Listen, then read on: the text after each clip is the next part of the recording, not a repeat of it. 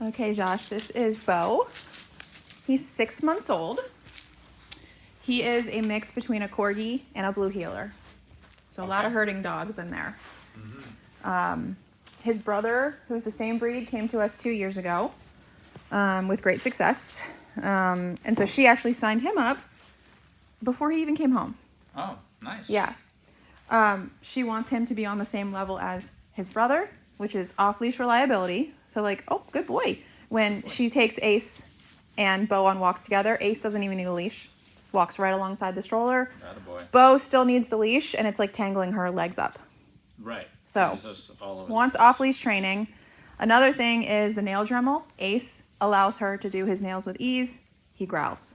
And so she hasn't been able to touch his paws. Mm. Those are the two big things, but of course, just everything else that comes along with it. Yeah. Yeah. Well, I mean, both of those things are very telling. Growling for the touching of the paws is pretty. Yeah, pretty that's big, concerning. Pretty Definitely big issue a good there. choice to get him in young. You know, like I said, he's been signed up pretty much since the day. I think he was even signed up before they even brought him home. Oh, yeah? Yeah, I That's do. good. So, we're going to get started here with the recall. Yeah. Gotta have a good recall. So we're going to be teaching him what the tone means. And then, of course, while we teach the recall, we'll also be teaching the stay by default, because every time he walks away from Josh, the recall starts over again. So there's the beep. He says, "What's that?" Hey, there's the good verbal. boy. Give information. That's what I Bam. like to see Praise right when he gets to there. Josh. Now, we'll fix up this position, but I'm really impressed that he's actually coming to the verbal. He seems to be a people lover. Good. He did growl at me a little bit Nice. at the drop-off, but he was conflicted. Like, he wanted to come to me, his tail was wagging, but he was also growling. Good. Well, yeah, so conflicted, Yes. right? But also puppy, Insecure. insecure. He's also puppy. He hasn't switched over to the adult brain fully yet. So I would imagine that as time went on, actually the growling would probably start winning over top of the playfulness, because playfulness starts to fade as they get a little older. Without intervention. And so the insecurity is probably what's causing that growling. Then he has the curiosity, so Yeah. that's good. Good. Because I know that this guy's got issues with his paws, as I'm doing this, I sneak that in too. Yeah, good I'll start idea. touching him a little bit and see how he feels about it, just sneaking it in. Good. All right. Wow, Beau. Good boy. Very nice. Good job. Just stand here and just see. So now he chose to sit. That's Good good. boy. They have cute faces. Look at those little eyebrow markings. Yeah. It's like a Corgi body with heeler coloring. Yeah, he's probably not going to get too much bigger. Huh? They're a real nice size. All right. Yeah. So we're just going to sit here and see how this goes for about 30 seconds to a minute here. If he doesn't get up and move, then I'll release him. This is good. Come. Good boy. Yay!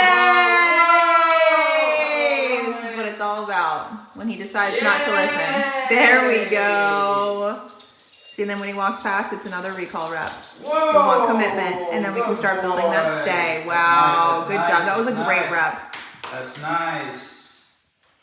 Wow. We're teaching him that recall is non-negotiable with the tone. It doesn't mean stop midway through and go another direction. It doesn't mean go past Good. us. It just means come and stay. Good. And that would, so, you know, the first thing was I recalled him and he said, "I don't hear you." Yes. That was the first part. So then I was able to correct, and then he said, "Okay, I'm coming." You see him come, he's happy, but then I have a different idea. Let me go check out this area, that kennel over there. He started to head that way, I correct him, he comes back to me, okay, he's committed, and then he's like, "Let me go over this way," right? So there's multiple times where if I wasn't able to correct and then direct, from the beginning, I just would have never gotten to me. That first rep over there when he said, "I don't hear you," it would have just started there. And now, this is a dog who we've been told and have discovered does not like his paws touched.